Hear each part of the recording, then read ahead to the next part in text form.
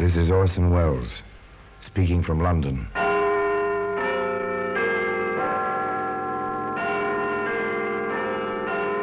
The Black Museum, the repository of death. Yes, here in the grim stone structure on the Thames, which houses Scotland Yard, is a warehouse of homicide, where everyday objects, a skillet, a screwdriver, a photograph, all are touched by murder.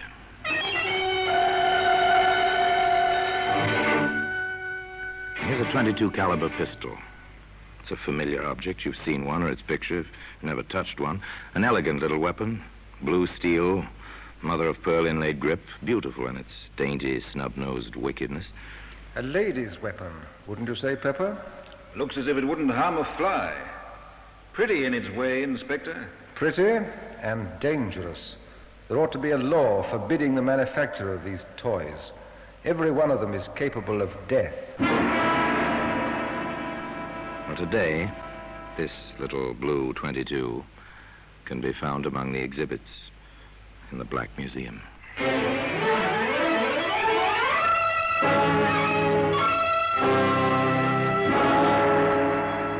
From the annals of the Criminal Investigation Department of the London Police, we bring you the dramatic stories of the crimes recorded by the objects in Scotland Yard's Gallery of Death, the Black Museum.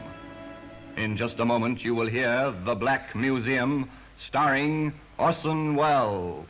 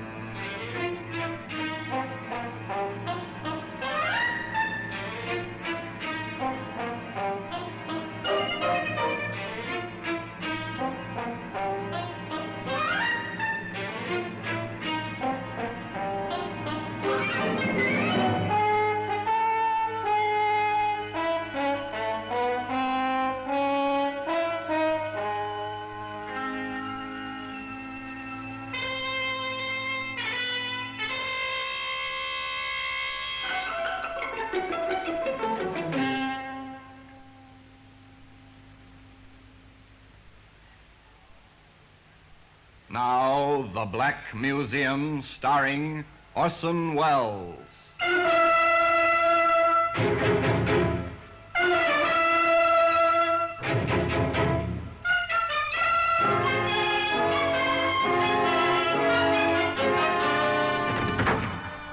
Well, here we are in the Black Museum. Scotland Yard's Museum of Murder. It's an impressive place. The kind of echoing awe which comes from a vaulted ceiling and somber lighting. Weird, fantastic, with a harsh, real fantasy that comes with murder. Here lies death, and so neatly. Each object placarded with a small white card labeled with black lettering, name, place, date, disposition of the case. Here's an odd-looking ashtray, soapstone. It's carved rather nicely with the crouching figure of a woman. Something decorative for your living room, but observe closely now the red-brown stain on the rim. Lift up the tray, hold it by the figure of the woman. Oh, yes, it's comfortable in your hand, and suddenly, this is a weapon. Ah, here we are, the little blue .22. Well, it's silent now. It was silent, too, during Vivian Davis's cocktail party in London's smart, sophisticated West End. In Vivian's quite chic apartment. It was not destined to be silent, though. Not very long. It's a nice place, Vivian's apartment, if you go for ultra-modern glass and metal combinations. Nice people, too. Well, nice looking, anyway. Young men are quite impeccable. The young ladies are lovely, lush, well aware of the well-put-together attractiveness. Oh, yes, these are the chic young people.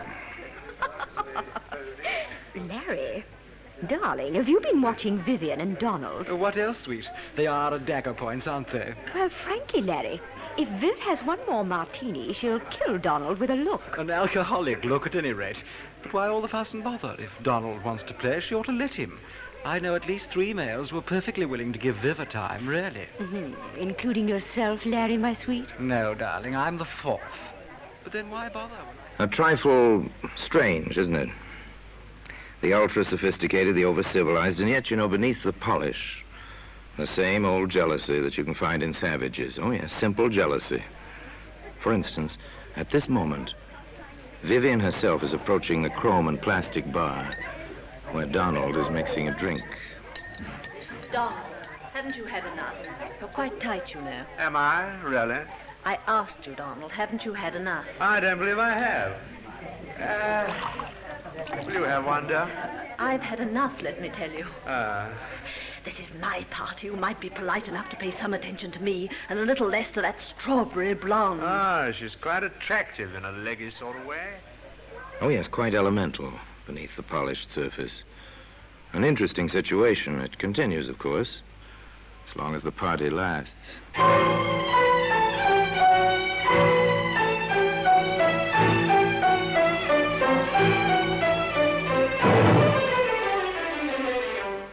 It continues, as a matter of fact, well past the end of the party, even to the moment when May and Larry are making their farewells, the last of the guests to go. Oh, it was simply marvelous, Viv, darling. Just delightful. I always adore your parties, Viv. The liquor flows like water. Oh, thank you both for coming. My little parties wouldn't be the same without you. Isn't that so, Donald? Huh?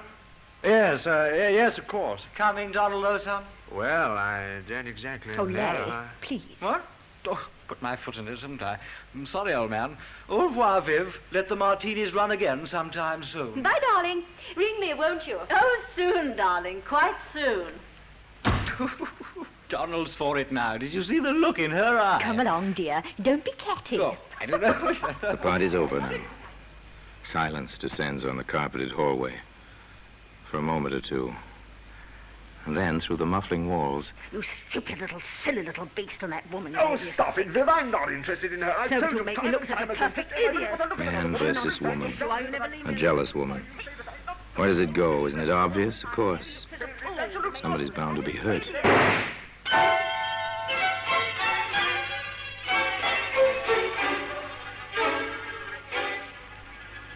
Inspector Summers and Detective Pepper arrived quickly from the yard. This seems to be the weapon, Inspector.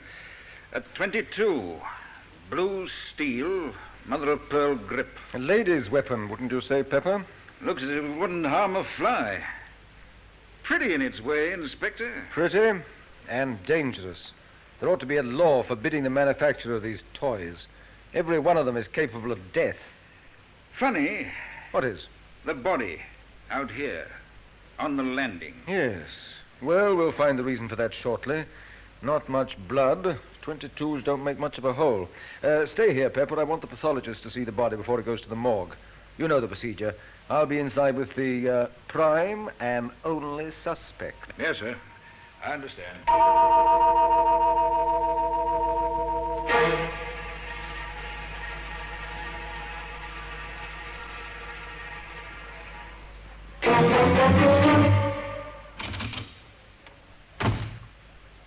All right.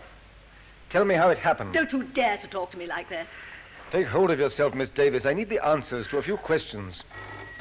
I'll answer that. Don't you dare. That's my telephone. Yes? No. This is Inspector Summers of Scotland Yard. I see. I'm sorry, Lady Munsey, you can't speak to your daughter just now. Yes, she'll be coming down to the yard. You can come there if you wish. Goodbye. Now will you leave me alone? You know who my mother is. Which do you prefer, to answer my questions here or to come down to the yard? I refuse to answer anything. That won't look well in the report, miss. Oh, get out of here. Get out. Take now. hold of yourself, Miss Davis. I've told you and told you. Donald and I were arguing. I suppose I grabbed the gun from under the pillow where I keep it. He tried to take it away from me. And next I knew there was a shot and he was mumbling something about a doctor. And then he was dead. Oh, now leave me alone. Leave me alone.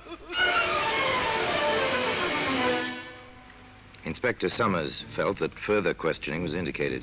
The location he chose was his own office at the yard. Where did you get the gun, Miss Davis? My husband gave it to me several years ago. Are you married? I was. I'm divorced. Inspector Summers thought of many questions. Where did you struggle over the gun? In the bedroom. I see. Why do you use linoleum for a floor covering in the bedroom? Oh, because it's easy to keep clean, and because it's chic, and because... Oh, what has that to do with Donald? I'm asking the questions, Miss Davis. Oh, yes, there were many, many questions. How long have you lived at that address? How long did you know Donald Martin?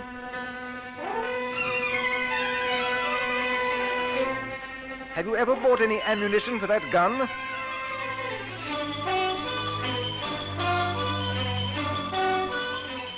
What were you quarreling about? It went on and on. And finally... Very well, Miss Davis. We shan't hold you. But don't leave London. And your mother is waiting for you. You better go home with her. We're sealing your apartment.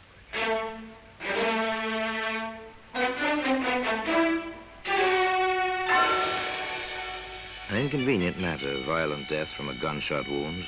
Apartments are sealed, people investigate. One's whole life is turned inside out. And then there are the experts. The scientific facts contradict some of Miss Davis's statements, Inspector. They do? For instance? There's no evidence of any scorching of the clothing round the bullet hole. From that fact and the spread of the smoke stain, I deduce that the gun was held from 3 to 6 inches from Martin's chest. As the blood ran down the chest, he must have been standing at the time.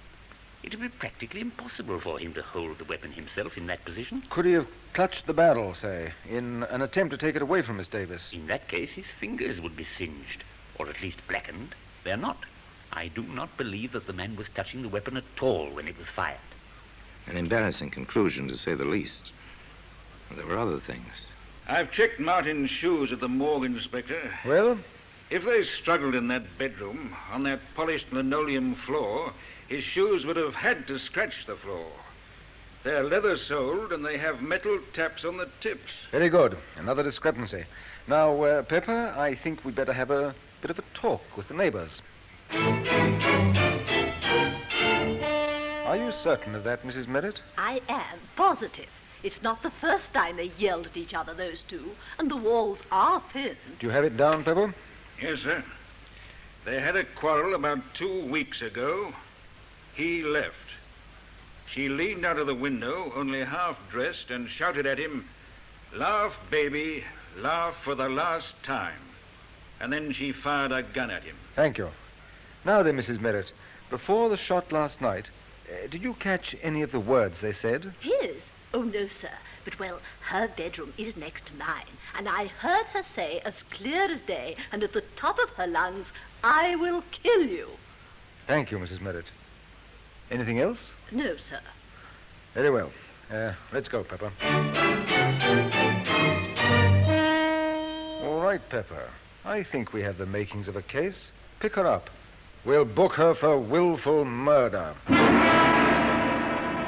And today, the little blue 22, which was to play such an important part in the case, can be seen among the other exhibits in the Black Museum. In just a moment, we will continue with The Black Museum, starring Orson Welles.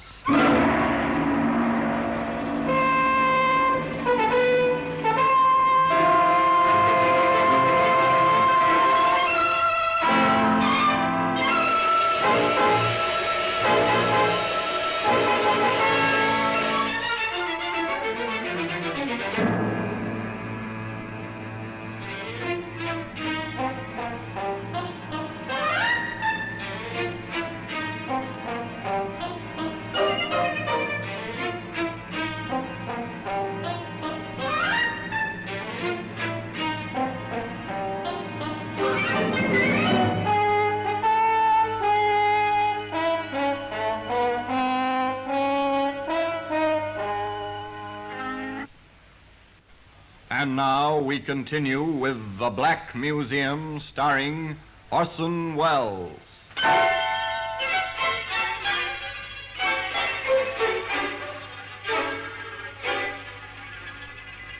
As the inspector said, they felt they had a case. The evidence was piling up. Vivian Davis was arrested. Her defense counsel was a distinguished member of the bar, and the prosecutor assigned was no less brilliant. But some of the conversation about the case was, well, a lot less brilliant. Why, if Larry and I had stayed, we might have seen the whole thing. And darling, those letters. Imagine leaving letters like that lying in your bureau drawer, where anyone might find them. And do you suppose the prosecution will use them for evidence? This is one trial I simply shall not miss. Let me say here and now, if May owns a gun, I'm walking out, and at once. But Viv always was unstable, you know. That's the kind who'll pull a gun on you when you least expect it. Not for me, old man. Not for me. I always said she was no better than you'd think. Wild parties at all hours, firing guns around, drinking. Oh, I dare say the woman wasn't happy. But then who is? Now I ask you, who is? Poor Viv.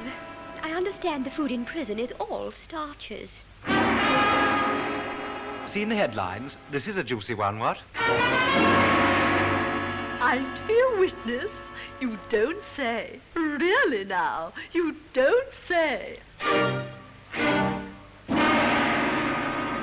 They tried the case in public gossip long before it came to proper trial. And when the proper trial began, the courtroom was crowded naturally with bright young women and polished young men, the familiars of the defendant. This, however, failed to ruffle the solemnity of a British court. I shall permit no demonstrations. At the least lapse from proper decorum, I shall have the courtroom cleared. And that settled that. The trial proceeded. Vivian Davis, in simple black, sat in the dock between the two wardresses assigned to guard her. On the witness stand, the pathologist repeated his evidence and his conclusions for the prosecution. There was no cross-examination.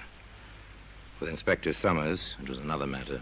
Inspector, you heard the prison doctor testify that when Miss Davis was admitted to the prison after her arrest, he found bruises on her arms and on one thigh. Yes, sir. And that such bruises might have been sustained in a struggle. Yes, sir. Very well. Now then, in your experience, have you found that when one person handles a gun, that person's fingerprints are usually found on the weapon? That has been my experience. However, if two parties struggled for possession of a certain weapon, would there be fingerprints? In most cases, no, sir. They tend to smudge or eliminate each other's prints. This weapon, which you've identified and which has been entered in evidence as Exhibit A, did you find this weapon at the scene of the alleged crime? I did. Did you examine it carefully? I did. Did you have it tested for fingerprints? I did. Did you find any? Yes, sir. How many sets? Only one set of prints were on that gun. Whose were they, Inspector? Now tell the jury, please, whose fingerprints were on that gun? Only my own. One more point, Inspector. You stated that you found a bullet in the wall of the bedroom, correct? Yes, sir. Have you any reason to believe this bullet was fired on the night of the alleged crime? It could have been fired at any time, I suppose. Thank you, Inspector. That's all. Mrs. Merritt, the eager next-door neighbor, had her proverbial day in court. Yes, sir. Just as I told the inspector, she screamed at him, hanging out of the window only half-dressed, and then she fired a shot at him. Counsel for the defense spent little time in the cross-examination of Mrs. Merritt. Madam, did you actually see Miss Davis fire a pistol or gun of some sort at the deceased? I heard the shot after she yelled at him. You said she was only half-dressed at the time. Is that correct? Yes, sir. Then you must have seen her. Well, I took one look, and after that I only listened. Why? Why, Mrs. Merritt? When a woman is in her condition, no other woman cares to watch her. I see. This is your opinion. It certainly is. Your Lordship, I respectfully request that the answers to the last two questions be stricken from the record as constituting an opinion and not evidence. Further, on the grounds that opinions are not warranted, as the witness is not qualified as an expert. Well... The clerk will strike the last two answers from the record, and the jury is instructed to ignore the testimony. Proceed. No further questions. Thank you, Mrs. Merritt. Back and forth, the battle raged, a battle for a woman's life. The case for the Crown was ably presented. The defense, by cross-examination, by objections in the record, sought to upset testimony to establish points which could be played upon later, the climax of the trial, when Vivian Davis herself took the stand in her own defense. Now, Miss Davis, you understand the seriousness of this situation. Of course. I refer to the testimony that you once fired a gun at Donald Martin from your bedroom window. Is this true? No, it's not true. What did happen that evening? He'd come to see me. He'd asked me for money to pay a gambling debt, and I refused. We quarreled, and he left. I was furious, and I called to him from my window. Then I went back into the room and fired one shot to make him think I'd killed myself. What happened then? Oh, Donald...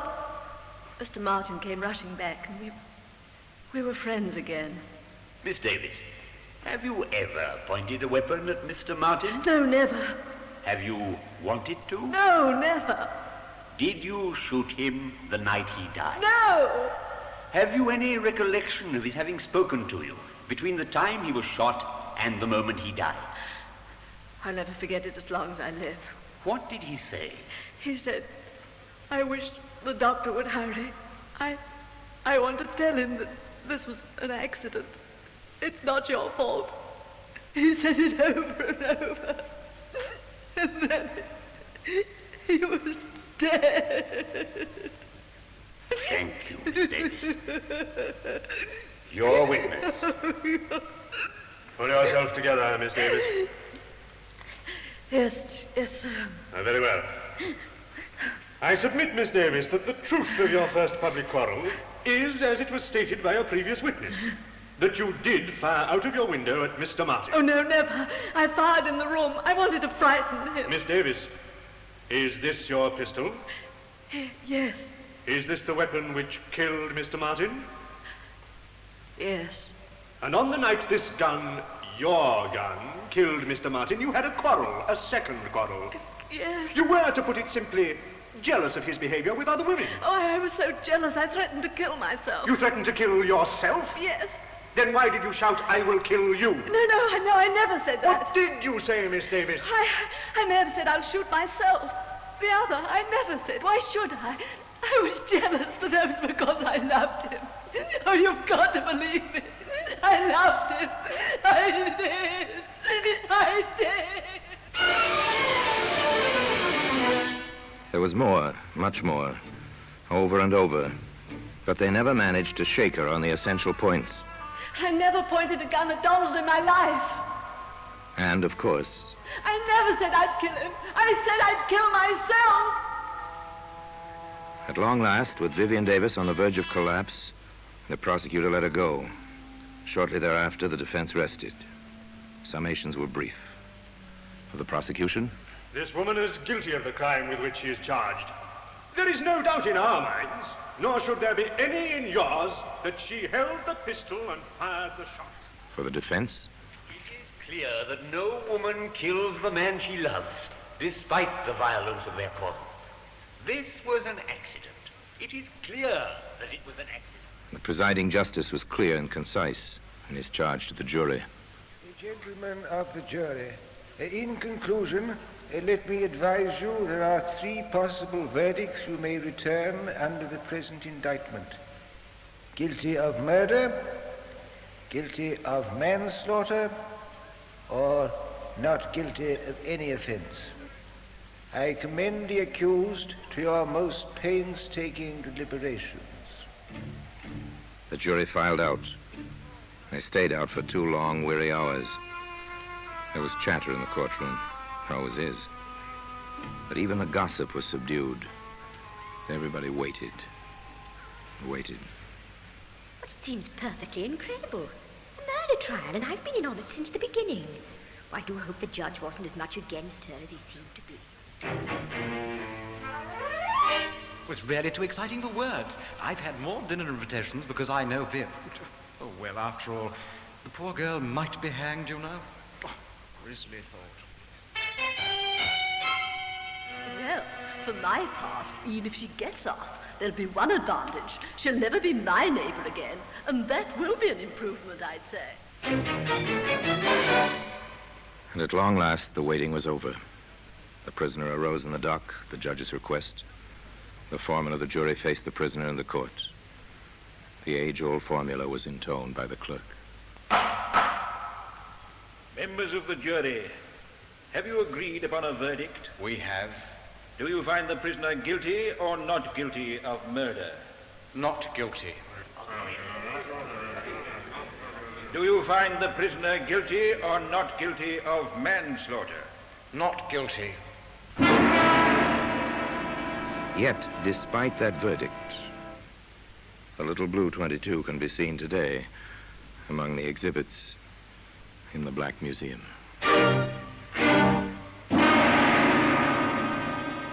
Orson Welles will be back with you in just a moment.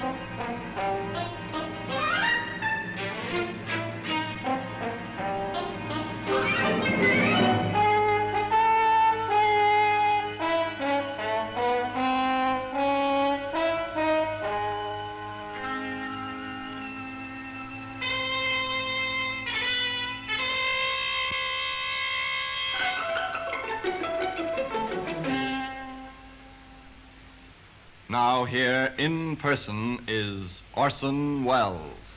Yes, they let Vivian Davis go free. In many minds, the question was, and still is, did Vivian Davis get away with murder? Frankly, I don't believe anyone gets away with murder. Murder stays with a killer, twisting mind and heart and soul, even in the unsuspected and therefore unsolved cases. Where Vivian Davis was concerned, perhaps the real crime was insecurity and the kind of violent jealousy that grows from fear. I don't know. That's for the psychologists, not for you and I to decide. Meanwhile, the little blue 22 remains in its customary place in Scotland Yard, in the Black Museum. And now, until we meet again next time, in the same place, and I tell you another story about the Black Museum, I remain, as always, obediently yours.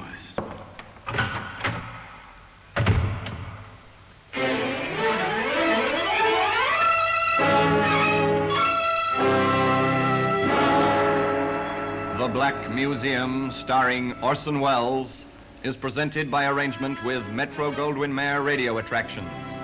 The program is written by Ara Marion, with original music composed and conducted by Sidney Torch.